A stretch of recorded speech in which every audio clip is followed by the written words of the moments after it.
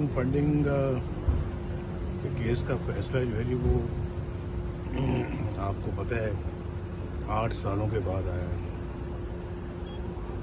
और मुकम्मल सबूत और हक़ाइक़ के साथ सामने आया है। ये ऐसे नहीं जैसे कि हमारे ज़माने में व्हाट्सएप पे JIT बन गई थी और उसने फटाफट, जिसको पंजाबी में कहते हैं, यानी आँख झपकने में अपनी जो है ना वो एक जाली रिपोर्ट सुना दी। ये तो 8 साल यानी कि उसकी इन्वेस्टिगेशन होती रही है, तफ्तीश होती रही है और सारा कुछ सामने आया है। तो ये जो दर्स देता था पूरी कौम को कि मैं बड़ा दयानतदार हूँ और ईमानदार हूँ और मैं चोरी नहीं करता, बाकी सब चोर हैं, मैं बाकी सब डाकू हैं, मैं अकेला ही हूँ जो ना डाका मारता हूँ ना चोरी करता हूँ। आज सबसे बड़ा तारीख का डाका साबित हो गया इमरान खान का, सबसे बड़ी तारीख की चोरी साबित हो गई, सबसे बड़ी मनी लॉन्ड्रिंग साबित हो गई। चंद दिन पहले कहता था कि अगर थोड़ी सी मनी लॉन्ड्रिंग कर ली तो क्या हुआ, उसको पता था कि उसने बहुत बड़ी मनी लॉन्ड्रिंग की हुई है, इसलिए तो बार बार कहता था कि चीफ इलेक्शन कमिश्नर इस्तीफा दे, इस्तीफा दे, इस्तीफा दे। और एहतजाज की कॉल भी जुमेरात को रखी हुई है। पता था कि चोरी की हुई है, इमरान खान को अच्छा भला पता था कि उसने पाकिस्तान की सबसे बड़ी चोरी, पाकिस्तान की तारीख में सबसे बड़ा डाका डाला हुआ है और उसको नज़र आ रहा था कि फैसले में सब कुछ आएगा। और आज दूध का दूध पानी का पानी हो गया। ये इलेक्शन कमीशन ऑफ पाकिस्तान की 8 साला जद्दोजहद और तफ्तीश के बाद ये रिपोर्ट आपके सब कौम के सामने आई है।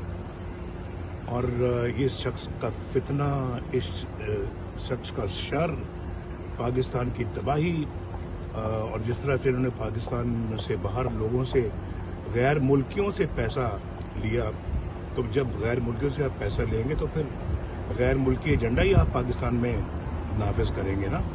और उसका नतीजा आपने देख लिया कि पाकिस्तान की इकॉनमी तबाह, पाकिस्तान का मुआशरा तबाह, पाकिस्तान की सियासत तबाह करके रख दी इस बंदे ने। जो पाकिस्तान को इतना अच्छा हम बना रहे थे, चला रहे थे, इकॉनमी बेहतर हो रही थी, दिन ब दिन तरक्की हो रही थी, पाकिस्तान एक नया ख्वाब देख रहा था, इस शख्स ने आकर उसको चिकना चूर कर दिया।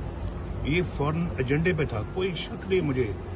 इस रिपोर्ट के बाद तो कोई शक बाकी रह ही नहीं गया कि ये गैर मुल्की एजेंडा था जिसको ये पाकिस्तान के अंदर नाफिज करने की कोशिश कर रहा था। और फिर देखें, ये कोई छोटी मोटी रिपोर्ट नहीं है।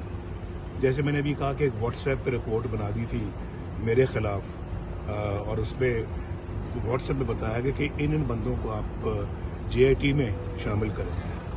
हुए शामिल और उसमें एक ISI का नुमाइंदा भी डाला गया, उसमें एक मिलिट्री इंटेलिजेंस का नुमाइंदा भी डाला गया और दिनों में रिपोर्ट बना के तो पेश कर दी गई। और फिर ऐसी चीज़ पर मुझे निकाल दिया गया जो समझ में ना आने वाली है कि बेटे से तनख्वाह नहीं ली, बनती थी तनख्वाह नहीं ली और वो चंद लाख रुपए थी जो मैंने तनख्वाह, मेरा बेटा है भाई, मैं लूँ ना लूँ मेरी मर्जी है भाई, तो उस पर मुझे निकाल दिया और वज़ीर आज़म की छुट्टी करा दी।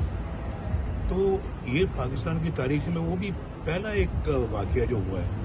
तो मैं कौम से बल्कि ये मैं गुजारिश करूँगा कि कौम इसका नोटिस ले, इस बंदे ने जो पाकिस्तान के साथ जुल्म किया। और फिर आप जानते भी हैं कि साकिब निसार जैसे भी जुल्म कर गए, इतना बड़ा जुल्म ढा गए हैं इस इमरान खान के साथ मिलकर।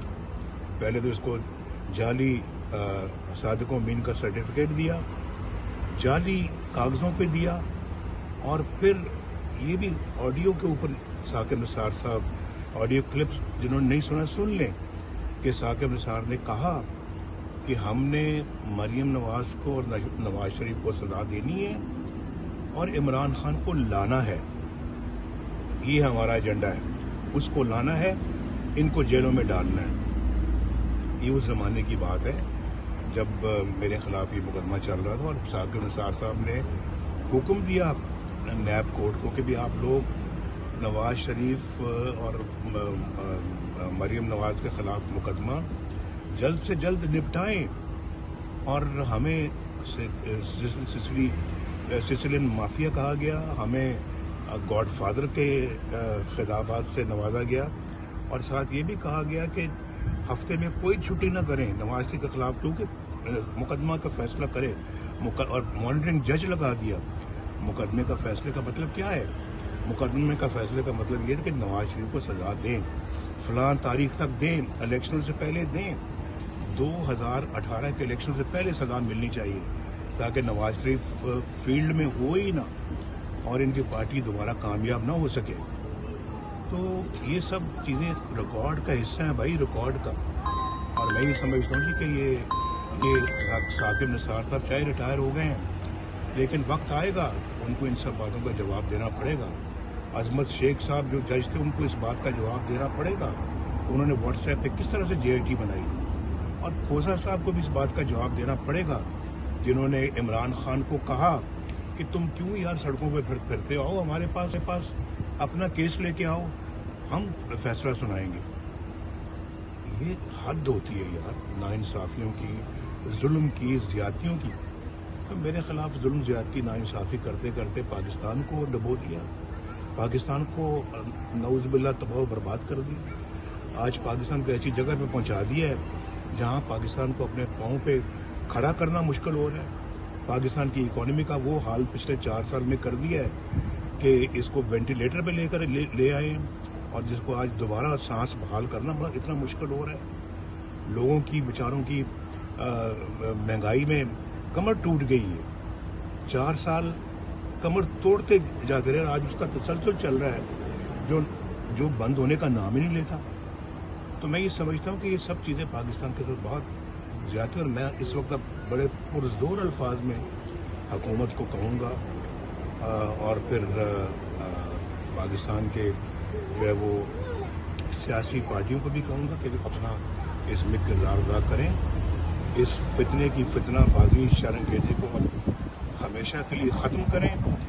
जो कानून और आइन के मुताबिक इसके खिलाफ एक्शन है वो फ़ौरन लें इस बंदे के खिलाफ। इसने पाकिस्तान के मुआशरे को तबाह करके रख दिया है, हमारे मुल्क को तबाह करके रख दिया, हमारी कौम को तबाह करके रख दिया, हमारी इकॉनमी को तबाह करके रख दिया, हमारी मईशत को तबाह करके रख दिया इस बंदे ने। ये कुछ खारजी एजेंडा लेके पाकिस्तान में आया था जिसको इम्प्लीमेंट कर रहा था यहाँ।